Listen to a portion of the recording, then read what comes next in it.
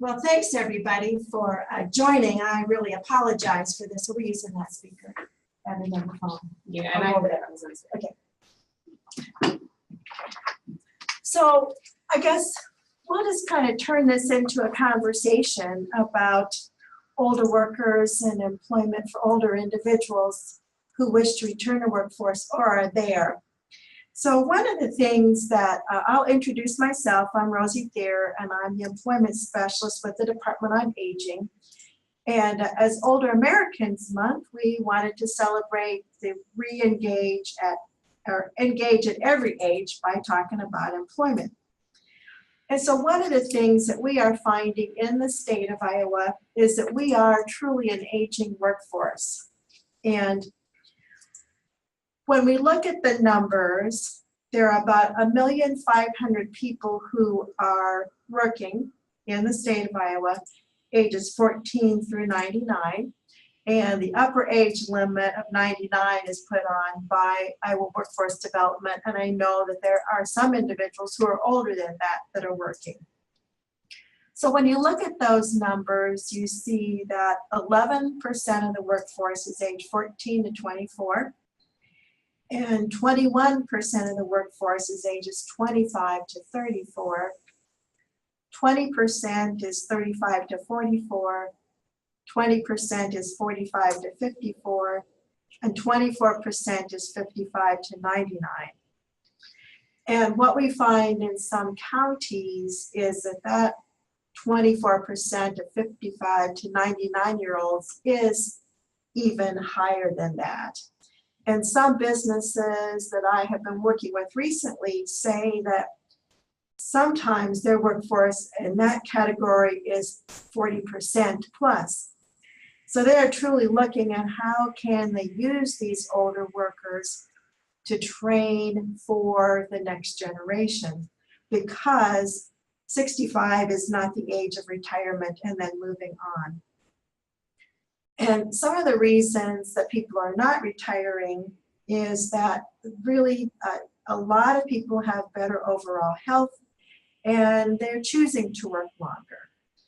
Some want to remain engaged with the workforce because it helps maintain connections, provides a way to be active, and they're just not ready to give up after they spent a whole lifetime learning things. They want to continue to work and be productive.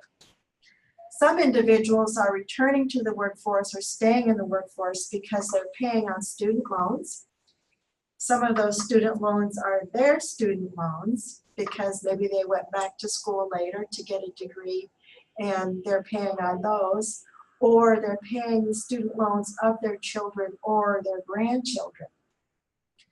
Some individuals are staying in because they need health insurance, and some have not saved for retirement, so they really are staying in longer so that they can build up their retirement income.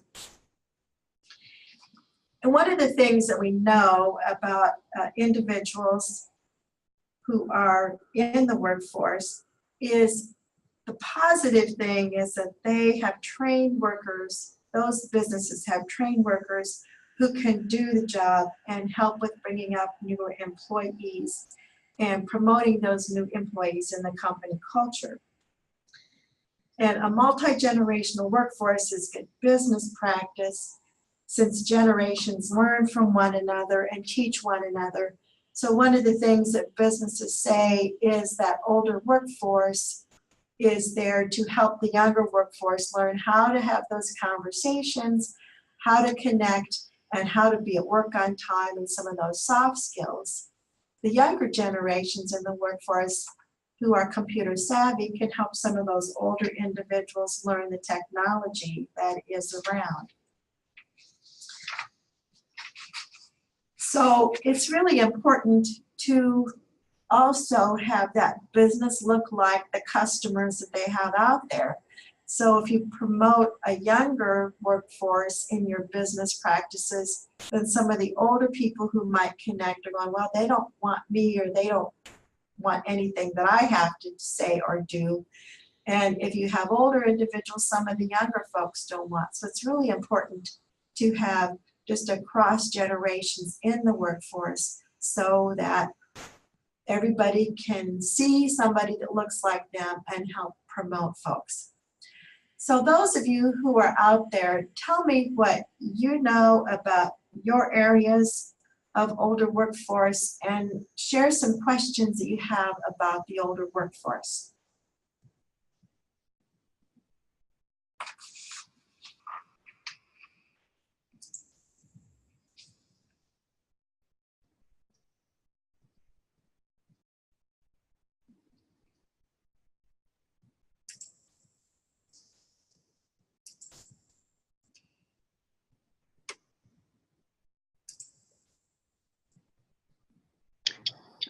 This is Laurie, and can you hear me? Yes, Laurie, thank you. All right, I just saw my mute button. Yes, you know, I am actually one of those older people. I'm 74, and so for sure I remained in the workforce because I enjoy my work with RSVP, and I find it rewarding, and I was asked to come in, and so that's why I'm here. So I understand reasoning as to why people would want to stay in the workforce. And I'm also associated with others who are caring for grandchildren, and they need to have a continued income for that purpose. So what you're saying is, I find to be my experience as well. Well, thanks, Laurie. I appreciate that. Yes, that's what we're finding too, is that with some of the drug usage that is happening now, grandparents are getting children and raising children that they didn't expect to raise. And so thank you for bringing up that point, because that is very true.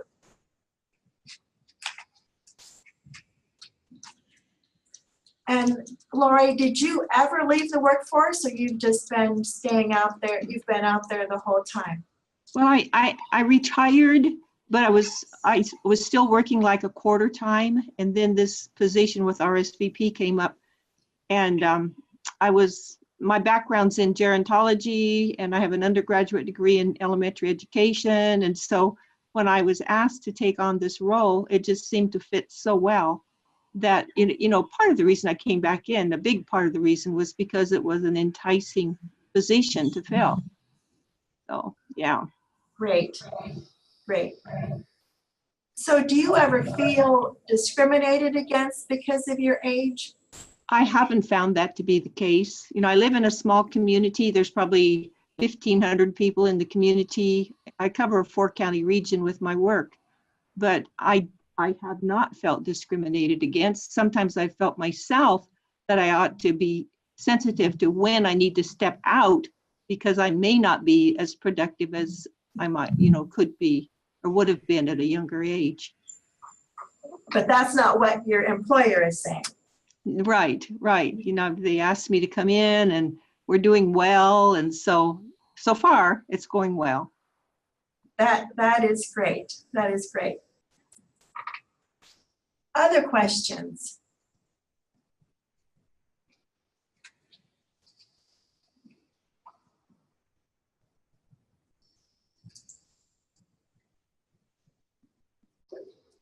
Well, one of the things that I also picked up recently is that one of the stereotypes, or one of the myths that is talked about, is that older individuals are really not very good at technology or using computers.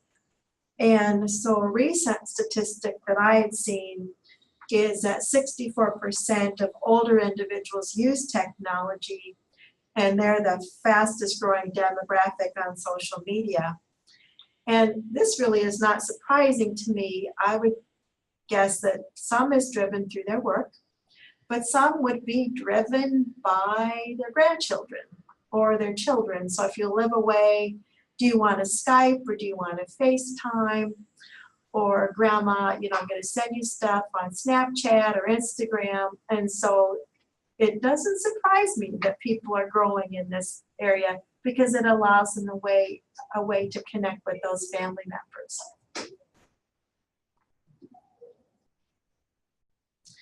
other questions that people have, you can type them in or you can ask them.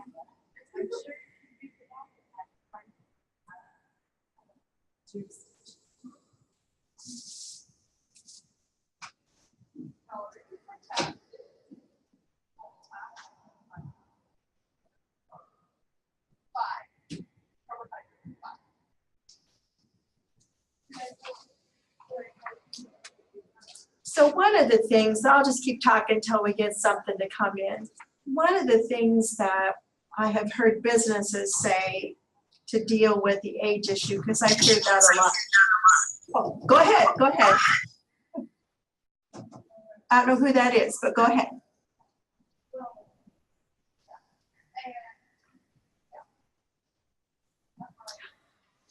Okay, well, one of the things that I've heard from businesses is that if someone wishes to enter the workforce, then it is really a matter of talking about the skills that they have. And it's important not to talk about deficits, but present someone to say, these are the things that I can do, and be sure to promote themselves and what they can do skills-wise, because it's really critical that businesses understand in how people are bringing the skill set and what they can use in the labor pool. So the other question that I have is that how are younger people feeling about having older adults in the workforce? I think it's all kind of a range of things.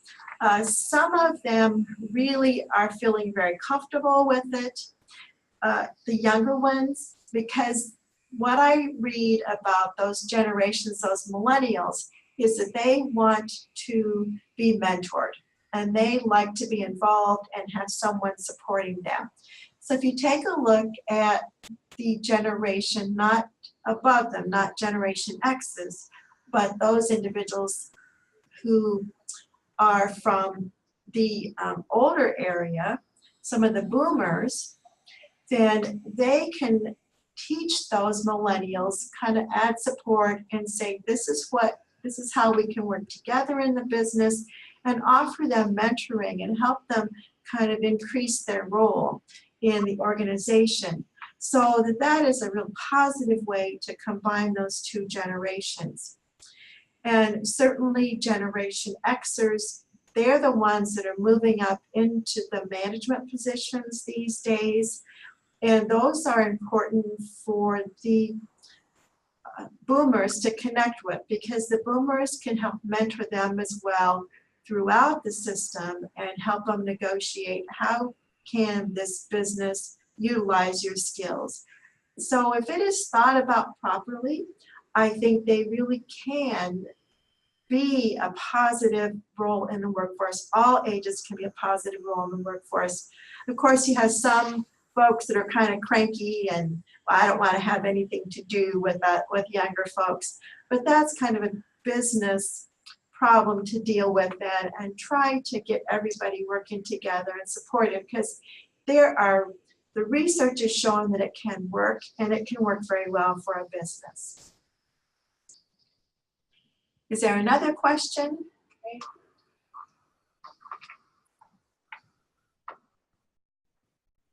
Did you read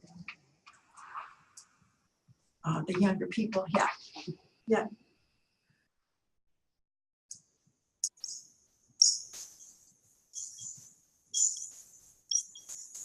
So I hear someone, are you trying to ask a question?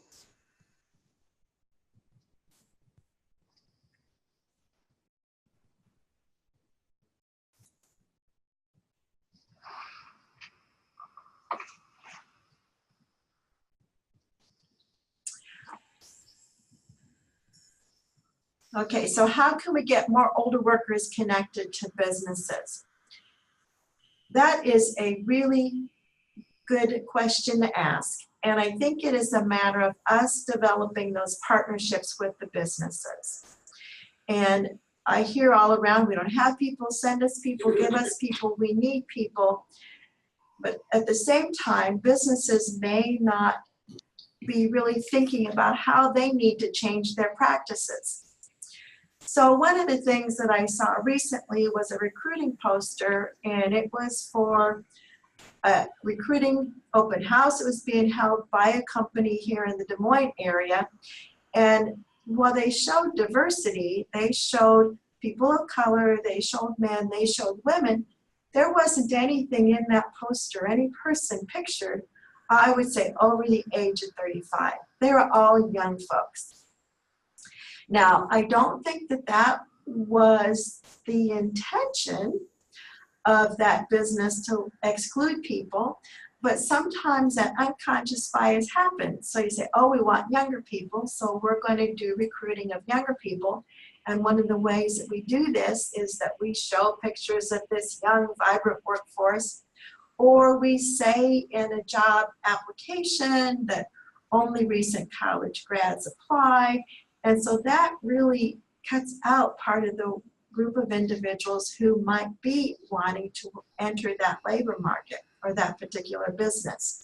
So one of the ways is those of us who have those connections with businesses then need to help them understand what unconscious biases do they have and what are they doing to leave people out.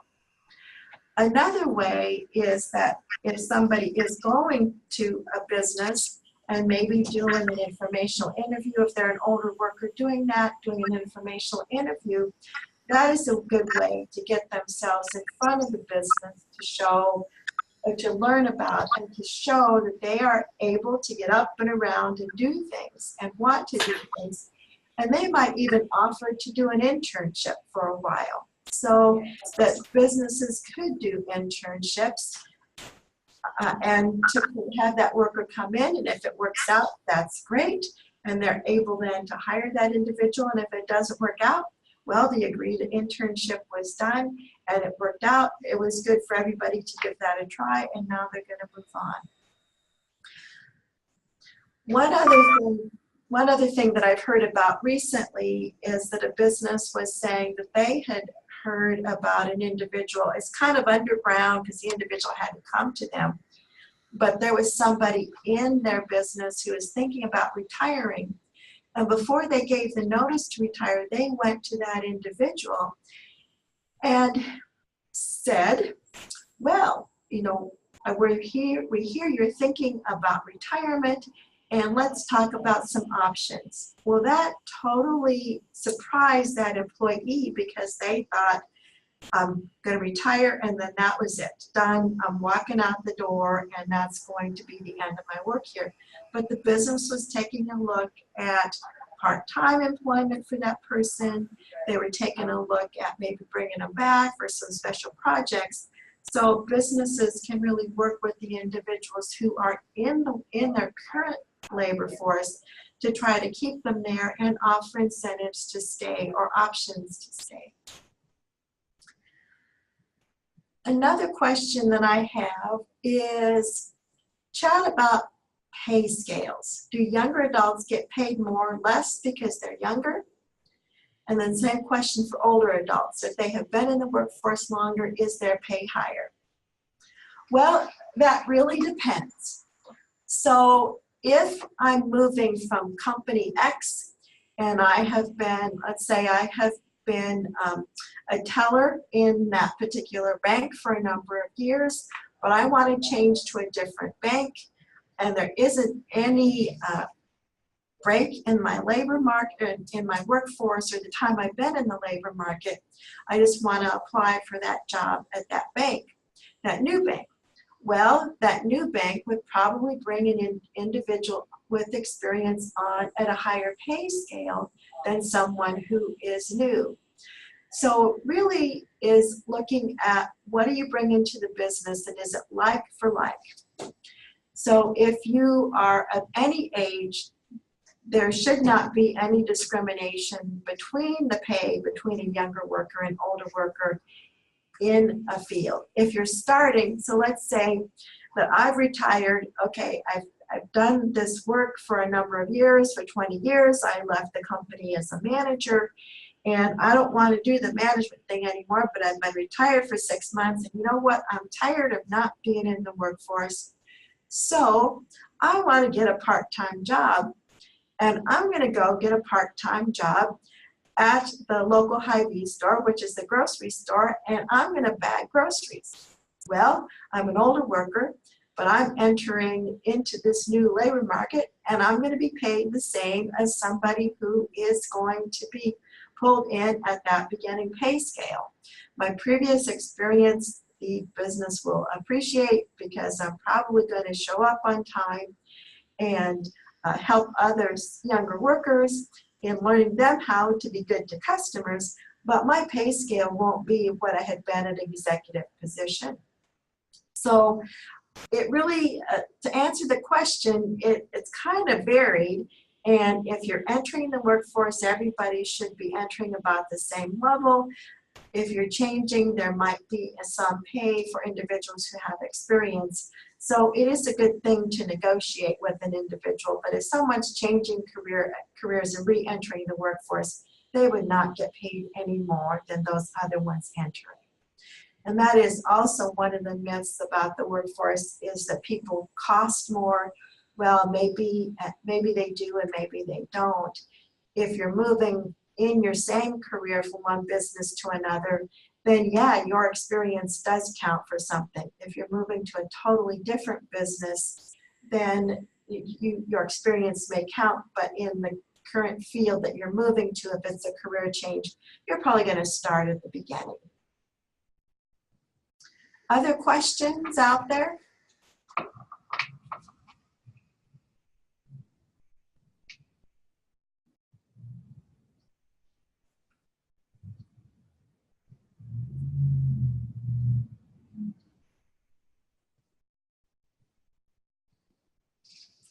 One of the other things that we're trying to do in Iowa is to get workers of all types connected with educational opportunities.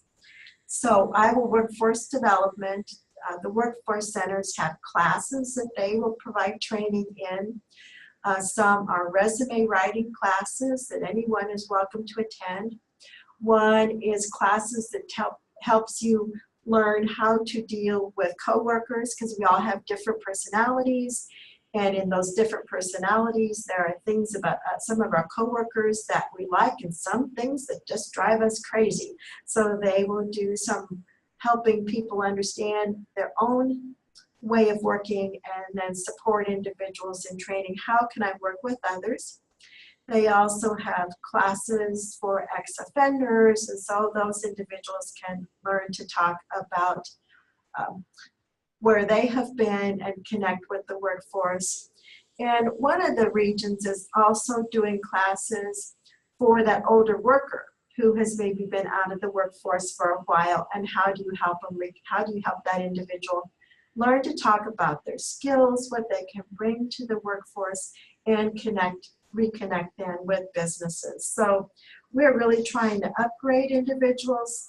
And if someone doesn't have computer skills, then Iowa Workforce Development can also provide training so that those individuals can learn to have those computer skills to take to the business. We believe it's really important for everybody to continue to be learners and to learn and to grow. And again, as I previously said, what skills do you present and bring to the business and to that employer that is going to make you valuable? Other questions?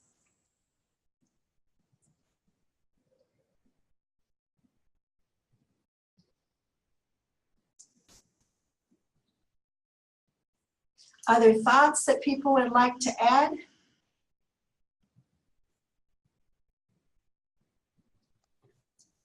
Well, this is Laurie again. Are there unique kinds of jobs, or could be unique kinds of jobs for older adults that that might be creative? I mean, are you aware of some exceptionally different kinds of work that older adults sometimes get into just because of their age? You know, I am not aware of that, but it's not to say that there couldn't be. So one of the things that we do in working with people with disabilities is that there might, for an individual, there might not be a total job that they can do, but there is a piece of that job that can be done. And so an older worker, if they are looking around at a business, let's say they're going to their local insurance company and they want to talk to their insurance agent about something, but that agent is a one office sort of person. And so they went there around lunchtime and that person was gone. They could connect to cell phones, but that individual with that office site, there was no one there. Well, if that happened to me as an older worker, and I might be thinking about getting back into the workforce, I would promote myself for that position. So I would talk to my insurance agent and say, you know what, I could connect with you on cell phone, but there was nobody in the office at this particular time. And in this demographic, I really wanted to see you and I wanted to talk with you. And so I would try to talk myself into a job and say, do you have times like this? Are there periods of time when you have to be gone? And are you missing customer service because there is not somebody in the office? So I think there's a lot of job opportunities that could be created if the individual pursuing employment is creative, and if they help that business understand, you know what, you could be losing business. If you are not doing this, you could be losing business because there's no one here to answer the phone or no one here to provide this support, or I can add value, or I can save you money in some way. So if you have an auto mechanic, let's say, and they're cleaning the cars, and you're paying that mechanic rate for cleaning a car, well, that is not good for the business. So if you go to like that auto mechanic's place and say, you know what, I could clean the cars for $10 an hour rather than paying the mechanic $25 an hour, that will be good for the business. So I think there's just a variety of jobs that we don't even know about that could be created, and it just takes people thinking and observing, and some of those older individuals promoting themselves.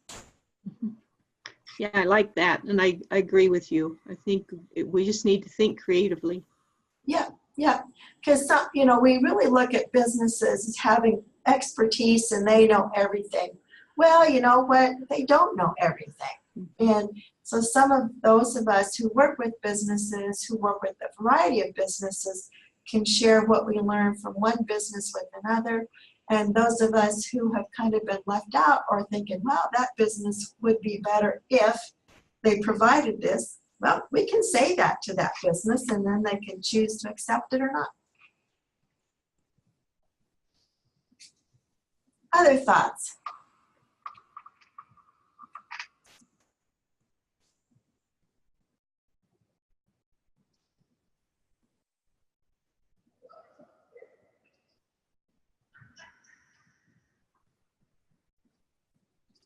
Well, with that, I will say thank you so much for hanging on with us. We truly apologize for this mess of technology. Technology is good. Sometimes it can cause problems though. So I hope you got a little something out of it, and I do appreciate all of you wanting to connect with us and hanging in there. Thanks a lot.